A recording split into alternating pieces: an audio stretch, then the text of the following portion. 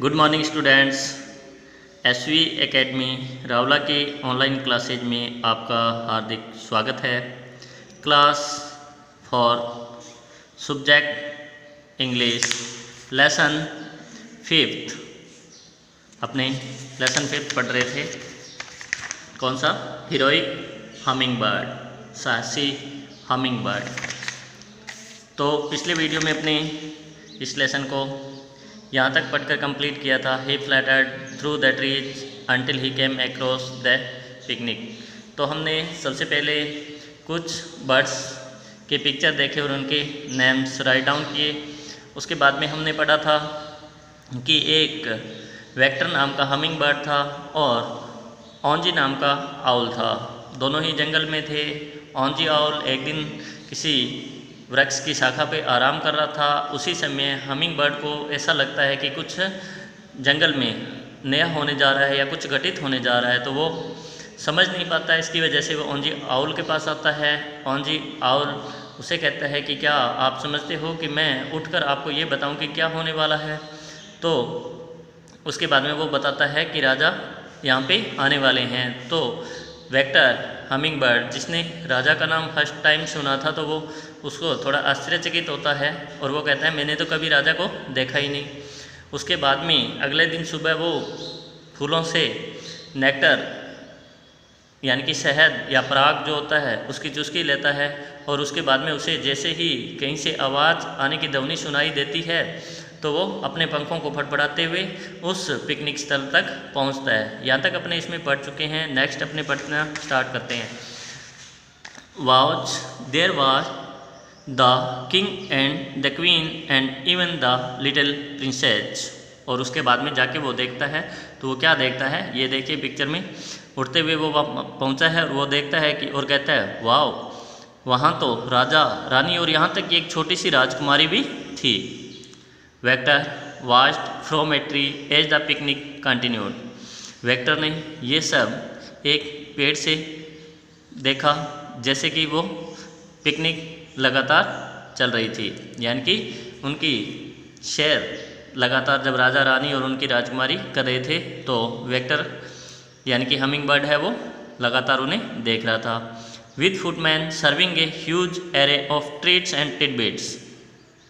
उसने देखा कि पिकनिक के अंदर फुटमैन मीन्स नौकर, जो वर्दी पहने हुए सर्वेंट होते हैं, नौकर होते हैं, उन्हीं के लिए आया है, जो कि सेवा दे रहे थे कुछ इधर उधर की कार्यों के लिए, छोटे मोटे कार्यों के लिए व्यू रचनाएं बना रहे थे। यानी कि वेक्टर ने देखा पेड़ से कि पिकनिक है वो लगातार चल रही थी और नौकर है वो छोटे मोटे कार्यों की व्यू रचनाएं बना रहे थे। Other servants flitted about making sure everything was perfect for the royal family. Other servants अन्य नौकर फ्लीटेड भागदौड़ कर रहे थे अबाउट मेकिंग श्योर सुनिश्चित करने के लिए एवरीथिंग वाज परफेक्ट सब कुछ ठीक था फॉर द रॉयल फैमिली शाही परिवार के लिए। रॉयल मीन्स क्या होता है? शाही। यानी कि उसने देखा कि कुछ नौकर है वो तो छोटे मोटे कार्यों के लिए व्यू रचनाएं तैयार कर रहे हैं, कुछ नौकर है वो ये सुनिश्चित करने के लिए कि शाही परिवार के लिए सब कुछ ठीक है इधर उधर भागदौड़ कर रहे थे। वेक्टर चकल्ड। वेक्टर चकल्ड। चकल्ड का मतलब होता है मुंह बंद करके हंसना, मन ही मन में हंसना। वेक्टर है वो मन ही मन हंसा। Everybody was having a wonderful time until the queen looked up into the trees and screamed. Everybody was having a wonderful time until the queen looked up into the trees and screamed, "My baby!" She cried, "My little girl."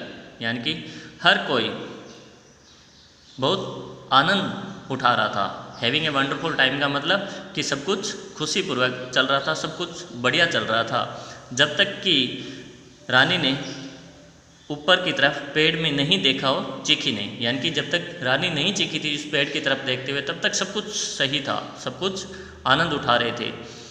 My baby, और कैसे चीखी थी? My baby she cried my little girl. उसने कहा मेरी बच्ची, मेरी छोटी बच्ची, वह चीखी। क्राइड का मतलब चीखी। एवरीबडी लुक्ड अप, जैसे ही रानी एकदम से चीखी कि मेरी बच्ची, तो सभी एकदम से ऊपर की तरफ देखते हैं। While they had been so busy picnicking, the princess had climbed high up into a big old oak tree and was now on a branch far above the ground. जब सभी पिकनिक मनाने में व्यस्त थे, उसी दौरान राजकुमारी है वो एक पुराने बलूत के वृक्ष के ऊपर बहुत ऊंची चढ़ चुकी थी और अब वह भूमि से बहुत ऊंची एक शाखा पर थी। ब्रांच में शाखा, वृक्ष की जो टहनियाँ होती है बड़ी बड़े, ब्रांच बोलते हैं उसको, एबोव के ऊपर, द ग्राउंड, भूमि से, यानी कि फार्मिश दूर। यानी कि जब सभी लोग पिकनिक का आनंद उठा रहे थे, पिकनिक का आनंद उठाने में बिजी थे, व्यस्त थे, राजकुमारी है वो एक पुराना बलूत का विशाल वृक्ष था, उसके ऊपर बहुत ऊंची चढ़ गई और अब वह भूमि से बहुत ऊंची एक शाखा के ऊपर थी। Save my daughter commanded the king, मेरी पुत्री को बचाओ, मेरी बेटी को बचाओ, राजा ने आदेश दिया। कमांडेड मीन्स आदेश। But just as his man ran towards the tree the princess slept, परंतु ज्यों ही राजा के आदमी उस वृक्ष की तरफ दौड़े, राजकुमारी फिसल गई। स्लिप, फिसलना, यानी कि उस वृक्ष की जो शाखा पे बैठी हुई थी उससे एकदम से फिसल गई। सोचो कैसा लगता होगा, किस तरह फील कर रही होगी उस समय वो प्रिंसेस, और किस तरह से उसके पेरेंट्स फील कर रहे होंगे। Everybody who watching this, grabbing the branch with her hands, grabbing the branch with her hands, she dangled helplessly up in the air. Grabbing means पकड़े हुए, the branch शाखा को, with her hands अपने हाथों से, she dangled वह लटकती रही, helplessly असहाय रूप से, up in the air ऊपर हवा में। यानी कि जैसे ही वह उस शाखा से फिसली तो उसने अपने हाथों से एक शाखा को पकड़ लिया, लेकिन वह असहाय रूप से ऊपर हवा में लटकती रही। अब शाखा तो उसने हाथों से पकड़ ली, लेकिन नीचे, पाँव के नीचे कुछ नहीं है, वो हवा के अंदर एक झूले के समान झूल रही थी। She couldn't hold on very long and would surely fall. वह उसे लंबे समय तक पकड़ कर नहीं रख सकती थी। होल्ड मीन्स पकड़ना, कि वह बहुत लंबे समय तक उसे पकड़ कर नहीं रख सकती थी। एंड वुड श्योरली फॉल, और निश्चित था कि वह गिरेगी। यानी कि वह अपने हाथों से, छोटी राजकुमारी अपने हाथों से उस वृक्ष को पकड़कर अपने पूरे वजन को अपने हाथों पर कब तक तोल सकती है, कब तक रख सकती है, तो यह निश्चित था कि वो गिरेगी। सडनली द क्राउड गैस्प, अचानक से भीड़ है वो एकदम से देखती रह गई, दंग रह गई। गैस्प का मतलब होता है दम लेना या फिर हाँपना। There way up in the tree was a hummingbird pulling the princess by the dress back onto the branch. यानी कि वो एकदम से हक्के बक्के रह गई। क्यों? कि उन्होंने देखा कि वहाँ वृक्ष के ऊपर एक हमिंगबर्ड था, एक हमिंगबर्ड, वही hummingbird vector, pulling the princess by the dress, जो कि उस राजकुमारी को ड्रेस से पकड़कर वापस खींच रहा था। कहाँ? Back on to the branch, उस शाखा के ऊपर। यानी कि सभी हक्के बक्के थे कि वहाँ एक हमिंगबर्ड उस वृक्ष पर था और जो कि ड्रेस, राजकुमारी की ड्रेस को पकड़कर उसे उस शाखा पर वापस खींच रहा था। Vector pulled and his wings hummed and hummed, but the princess was too heavy. Vector ने खींचता रहा, पुल्ड एंड पुल्ड, खींचता रहा, यानी कि वेक्टर उसे खींचता रहा। And his wings hummed and hummed, और उसके पंख है वो भन बनाते रहे। हमने पढ़ा था, मैंने आपको शुरू में बताया था कि हमिंग बर्ड जिसके कि पंख है, जब वो फड़फड़ाता है तो मक्खियों की तरह भिन बनाने की आवाज़ आती है, तो उसके पंख है वो बन बना रहे थे। But the princess was too heavy, परंतु राजकुमारी उस छोटे से पक्षी के लिए बहुत भारी थी। यानी कि वेक्टर अपनी पूरी कोशिश कर रहा था कि राजकुमारी नीचे नहीं गिरे और वह उसे वापस उस वृक्ष के शाखा पर बिठा सके, लेकिन अनफॉर्चुनेटली वो बहुत छोटा जीव था, जबकि राजकुमारी है वो उसकी बजाय हैवी थी, भारी थी, इसलिए वो ऐसा नहीं कर पाया। आगे देखते हैं क्या होता है। He could feel her sleeping as her grip on the branch fell. He could feel, he किसके लिए आया यहाँ पे? ही वर्ड किसके लिए आया है? हमिंग वर्ड के लिए आया है कि हमिंग वर्ड यह महसूस कर सकता था कि वह फिसल रही थी, क्योंकि उसकी पकड़ उस शाखा पर ढीली हो रही थी, असफल हो रही थी। यानी कि हमिंग बर्ड यह उसके फिसलन को महसूस कर सकता था, क्योंकि उसकी उस शाखा पर पकड़ है वो असफल हो रही थी। ग्रिप मिस होती है पकड़। हर किसके लिए आया है? प्रिंसेस के लिए आया है कि उसने देखा कि राजकुमारी लटक तो रही है, लेकिन धीरे धीरे वो फिसल भी रही है, क्योंकि उसकी पकड़ है जो उस शाखा के ऊपर वो कमज़ोर हो रही है।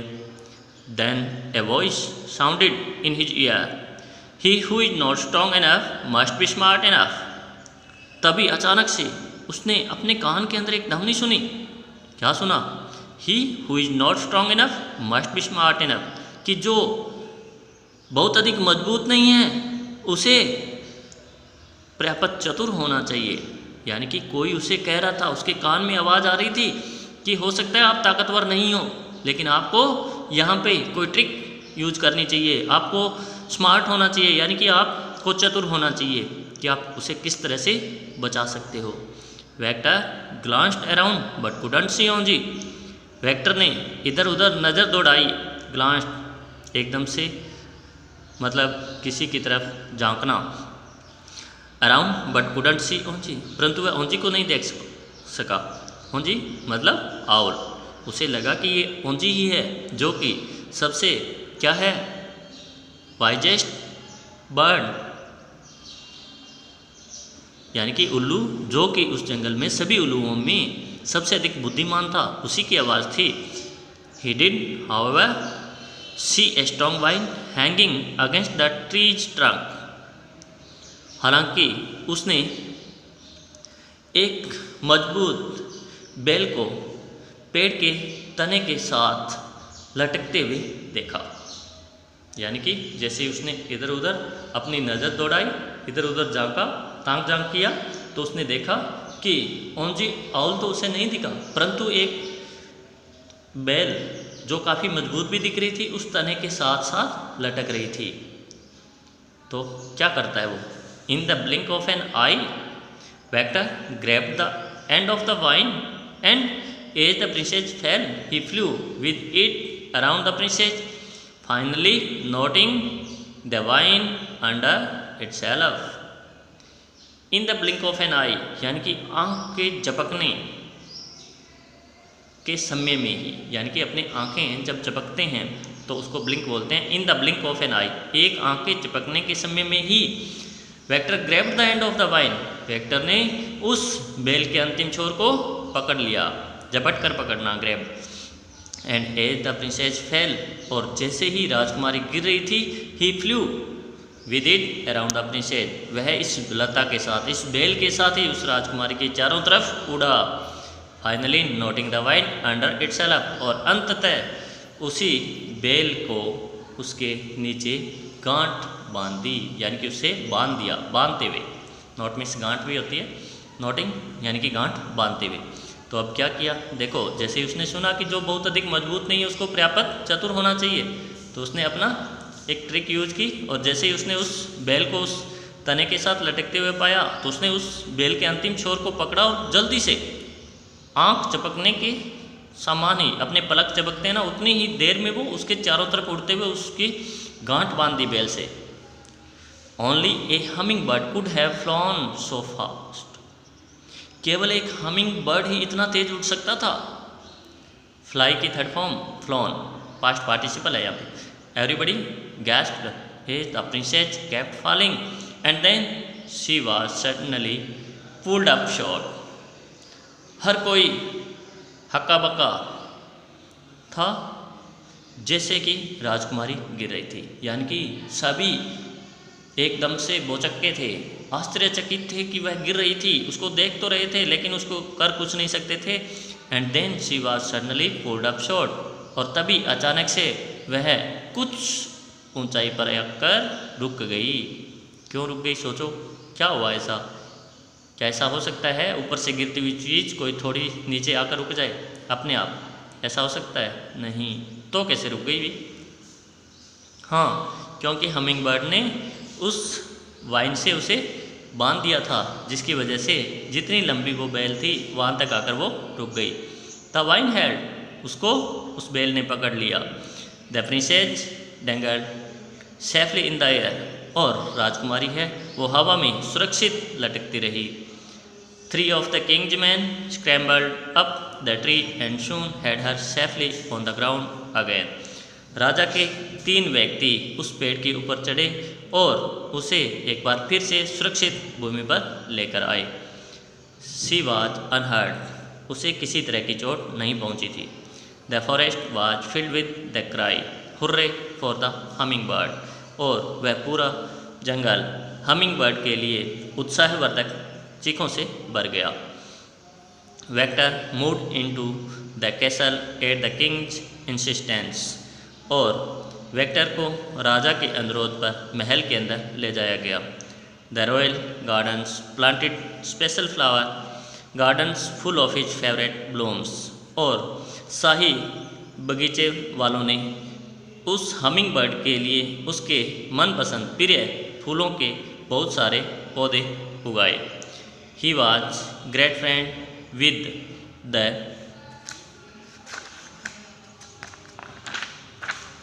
प्रिंसेस, और वह राजकुमारी के साथ अच्छा दोस्त बना। And they often played together in the forest, और वे प्राय जंगल में साथ साथ खेला करते थे। Although she was not allowed to climb any more tree, यद्यपि उसे फिर से वृक्षों पर चढ़ने की अनुमति नहीं थी।